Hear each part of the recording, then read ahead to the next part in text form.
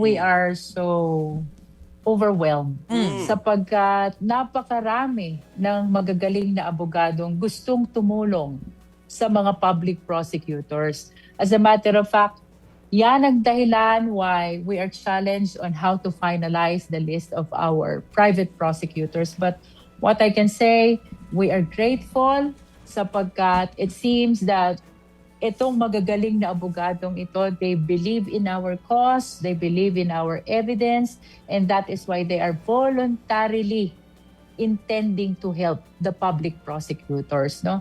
Very soon, kapag na-finalize na natin yan, we will be sharing the list publicly. Pero when it comes po dun sa mga expertise nitong ating mga nagvo-volunteer po na private prosecutors, ano po talaga yung hinahanap ninyo?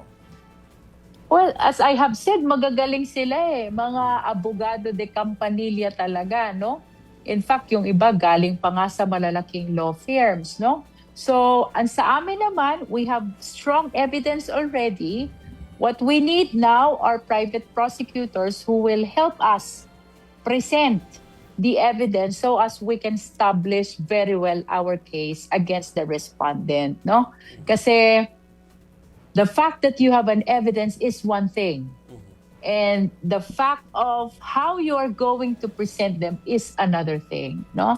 Of course, on our end, aminado naman kaming mga public prosecutors, bagaman kami mga abogado, since we embark in public service, medyo napahinto kami sa litigation. That's why we are working double time to refresh ourselves on rule on evidence as well as on trial techniques. Pero ma'am, yung po mga nagvo-volunteer na private prosecutors, pro bono po yan?